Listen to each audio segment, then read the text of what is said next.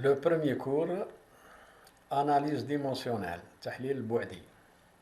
Première partie, nous allons voir les unités, rappeler les unités et les équations aux dimensions. الوحدات والمعادلات ذات الأبعاد. Définissons d'abord une expression qui revient souvent en physique, al-miqdar al-physiai. Il faut d'abord comprendre les mots. C'est pour ça que chaque mot que vous prononcez doit être compris. Il faut que vous saisissiez le sens de chaque mot. Une grandeur physique est tout ce qui prend dans des conditions bien déterminées une valeur numérique définie qui peut varier, augmenter bien sûr ou diminuer si ces conditions elles-mêmes varient. Voilà ce qu'est une grandeur physique. Commençons par rappeler les unités. Les unités fondamentales, l'wahdat al-asasiyya, il y en a exactement 7 unités fondamentales auxquelles correspondent 7 grandeurs principales. Je les ai regroupées dans ce tableau. Dans la première ligne, on va mettre les noms des grandeurs. La deuxième ligne, les symboles de ces 7 grandeurs. La troisième ligne, les noms des unités. Et la quatrième ligne, les symboles de ces unités. Commençons par les grandeurs les plus connues. Il y a d'abord la masse, la longueur et le temps. Ensuite vient en électricité l'intensité électrique. Observez bien les symboles, que ce soit des grandeurs ou des unités, c'est très important. La température, θ pour le symbole et K pour le symbole de l'unité. La quantité de matière, surtout en chimie, et enfin l'intensité lumineuse. Donc ces 7 grandeurs-là sont les grandeurs principales auxquelles correspondent 7 unités fondamentales. Faites attention, remarquez que pour la température, j'ai mis le θ et le K en bleu. Pourquoi ? Parce que pour la température en centigrade, c'est-à-dire degrés Celsius, et on le lit comme ça, le petit zéro là, en exposant avant le C, c'est degrés et C de Celsius. Pour la température exprimée en Kelvin, on ne dit pas degré Kelvin, mais on dit tout simplement Kelvin. C'est pour ça que cette notation-là est erronée.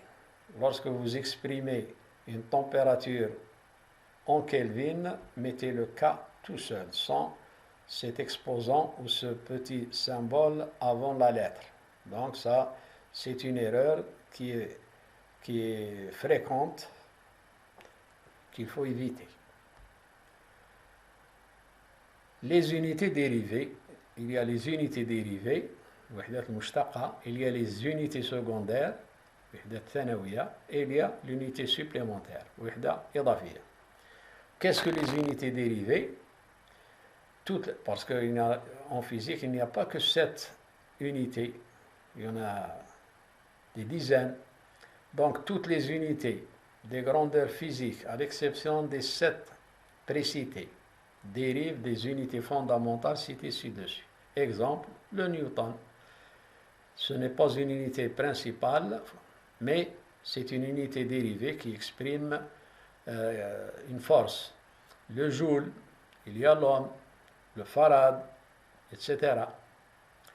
Les unités secondaires.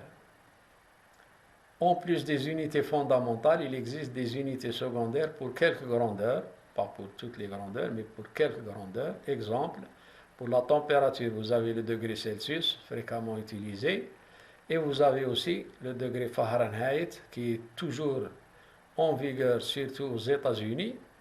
Le volume, le litre à côté du mètre cube. Pour la pression, il y a l'atmosphère, il y a le bar. Et pour l'énergie, il y a la calorie. Il y a le cheval vapeur, etc. L'unité supplémentaire concerne les angles plans. Alors pour les angles plans, il y a le radian et non pas le degré. Cette unité constitue une unité supplémentaire aux 7 unités citées ci-dessus. Donc, retenez ça. Les multiples et les sous-multiples. On ne peut pas parler d'unité sans faire un tour sur les multiples et les sous-multiples. Ça dépend de l'ordre d'une grandeur pour l'exprimer soit en sous-multiple, soit en multiple. Les sous-multiples, là aussi je les ai regroupés dans ce tableau. La première ligne, je vais mettre les coefficients, c'est des puissances de 10. Le préfixe qui vient avant l'unité pour exprimer le degré du sous-multiple et le symbole de ce coefficient. Donc, première ligne coefficient, deuxième ligne préfixe, troisième ligne symbole. D'ici, le 10 moins 1, donc ces coefficients sont tous des puissances de 10. Donc, vous avez 10 moins 1, 10 moins 2, tout ça, c'est extrêmement facile. Vous les avez déjà vus, peut-être. Vous avez oublié le nano et le pico que vous avez utilisé surtout dans l'étude des condensateurs. Il y a aussi le femto et il y a aussi l'atto. Remarquez que pour les symboles de ces coefficients, ce sont tous des lettres de l'alphabet latin, mais en lettres minuscules, excepté pour le micro, où il y a la lettre grecque mu. Pour les multiples, la même chose. Alors on commence par 10 plus 1 et on finit par 10 à la puissance plus 18. Le déca, l'hecto, le kilo, ça c'est très connu. Ensuite vient le méga, le giga, tera, peta et hexa. Apprenez ça. Vous avez là aussi une remarque à faire. Les symboles, c'est tous des lettres latines en majuscules d'imprimerie, sauf pour le déca, l'hecto et le kilo qui sont des lettres minuscules. Les équations aux dimensions, al-mu'adalat dat al-ab'ad. Définition dans le domaine limité de la mécanique. Donc je dis bien le domaine limité de la mécanique. On appelle l'équation aux dimensions de la grandeur G le monôme. Donc c'est un monôme de cette grandeur qui s'écrit sous la forme G entre crochets. C'est égal à M à la puissance alpha, L à la puissance bêta, T à la puissance gamma. Sachant que G ici désigne une dimension de la grandeur, mais il faut que l'écriture soit de cette façon-là, c'est-à-dire le symbole de la grandeur, par exemple F pour force, le symbole de la grandeur entre deux crochets. Et on le lit, dimension de la grandeur G. M, nous venons de dire que c'est le symbole de la masse, L c'est le symbole de la longueur et T c'est le symbole du temps. Qu'en est-il de alpha, bêta, gamma? Eh bien, c'est des nombres réels. Quelle est l'utilité de cette expression? L'intérêt de cette expression est essentiellement l'obtention de l'unité de la grandeur dans le système international des unités, et qui doit être sous la forme d'un kilogramme à la puissance alpha, mètre à la puissance bêta et S à la puissance gamma. Kilogramme, bien sûr, c'est l'unité de la masse, M, c'est l'unité de la longueur, et S, c'est l'unité du temps. Comment déterminer les exposants, ces nombres réels, alpha, bêta, gamma? C'est le but de notre cours, et qui est l'opération qui consiste à déterminer les nombres réels, alpha, bêta et gamma, s'appelle l'analyse dimensionnelle de la grandeur G. Voilà ce qu'est l'analyse dimensionnelle. Pour arriver à cette fin, on recherche les formules des définitions, toute expression obtenue par une étude théorique à partir de ces définitions. Exemple, déterminer l'équation aux dimensions de la vitesse. On part donc de la formule la plus connue depuis le primaire, V égale x sur t, c'est-à-dire la distance sur le temps, autrement dit la distance parcourue par unité de temps.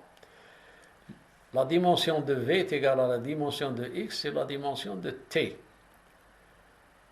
C'est-à-dire que c'est égal à L pour x, puisque la dimension de x qui est une longueur, donc on la représente par le symbole de cette unité, de cette grandeur qui est la longueur L, et pour t, c'est grand T. La dimension de la vitesse est donc L fois t moins 1. De là, on tire l'unité, L, la longueur en mètres, et le temps en secondes, puisque c'est t moins 1, donc c'est seconde moins 1. Pour l'accélération, vous avez A égale V sur T, la variation de la vitesse par unité de temps, voilà la définition de l'accélération. Donc la dimension de A, observez bien comment on note dimension d'une grandeur. La dimension de A est égale à la dimension de V sur la dimension de T. Pour V, nous venons de calculer sa dimension, et pour T, c'est grand T. Donc la dimension de A, c'est L t moins 1 sur T, c'est-à-dire L t moins 2. De là, on tire l'unité, que nous connaissons tous, c'est mètres par seconde au carré. Faites attention, une grandeur est caractérisée par sa dimension et par son unité. Les deux grandeurs sont intimement liées, c'est-à-dire de la dimension, on peut arriver à exprimer l'unité et vice-versa. Autrement dit, la dimension est différente de l'unité. Et vous n'avez qu'à regarder ces exemples que nous venons de citer. Regardez comment on note une dimension et voilà l'unité de la même grandeur, que ce soit ici ou ici. Exemple 3. Déterminer l'équation de dimension de la force et puis du travail. Pour la force, la relation fondamentale de la dynamique, c'est F égale ma. Donc, il faut toujours chercher une formule fondamentale, si c'est possible. De là, F égale ma, au point de vue dimension. La dimension de F, donc, est égale à M pour petit m. Et pour A, nous venons de la calculer, c'est Lt-2. Son unité, c'est le kilogramme mètre seconde moins 2, qui est ni plus ni moins que le newton, qui est une unité dérivée de l'unité officielle qui est exprimée dans le système international des unités. Pour le travail, la formule la plus connue, c'est F fois L, c'est la force par le déplacement. Donc la dimension de W est égale à dimension de F par dimension de L. Autrement dit, pour F, voilà, et pour L, c'est grand L.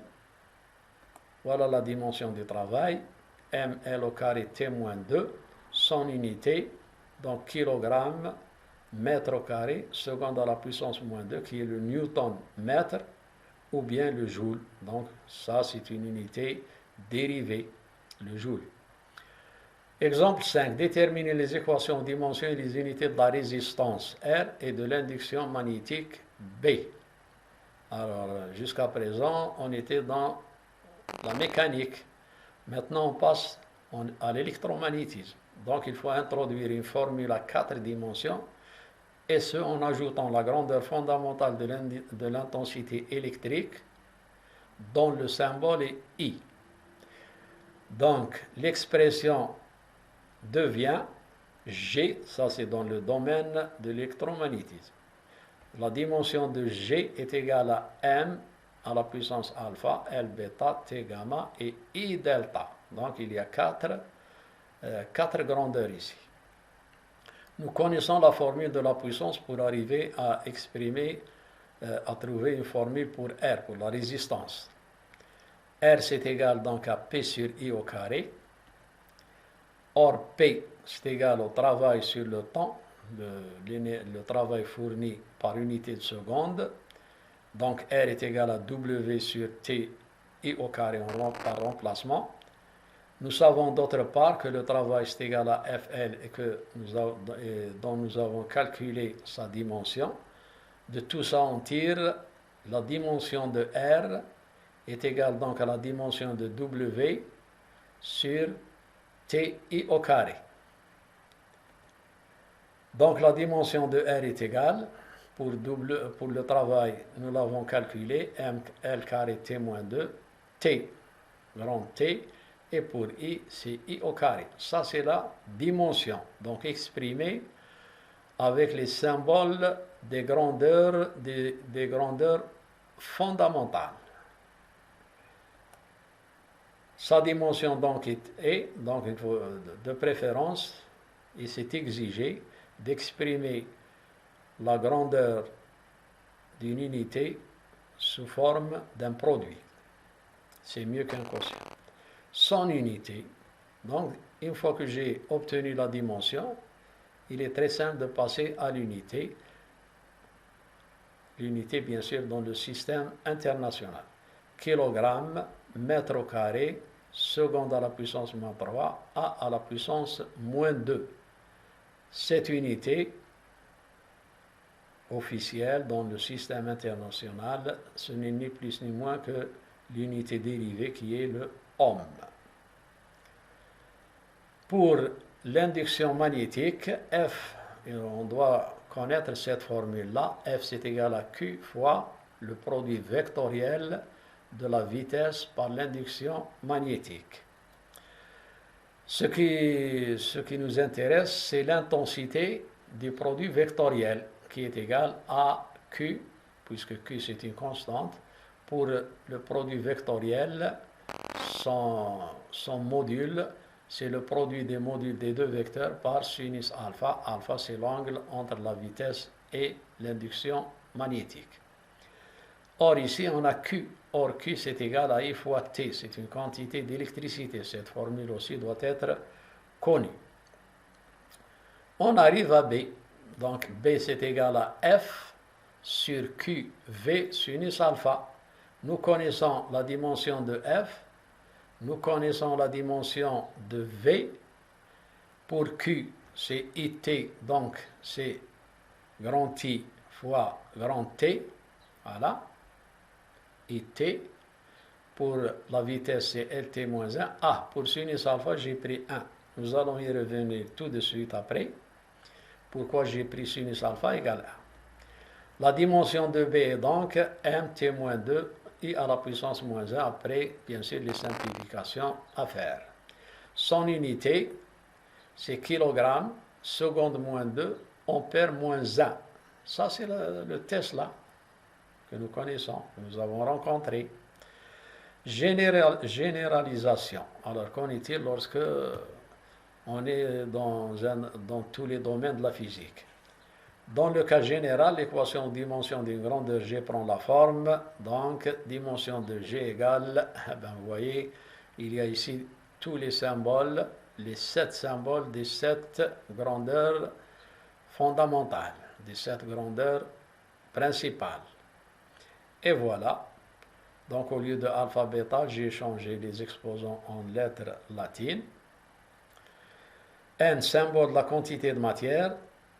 Θ, symbole de la température, faites attention, symbole de la température, c'est θ et non pas T, puisque T est déjà attribué au temps. Et J, symbole de l'intensité lumineuse.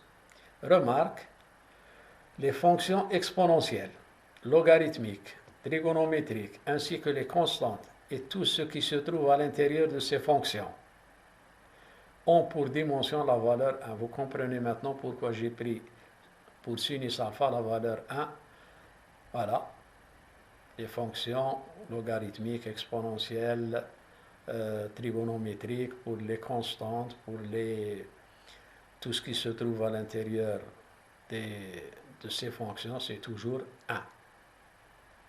Donc retenez cette règle. Et voilà, c'est ainsi que prend fin ce premier cours. Donc je vous donne rendez-vous au prochain cours, c'est-à-dire la deuxième partie de l'analyse dimensionnelle. Nous traiterons quelques exercices avec solution. Bon courage et au revoir.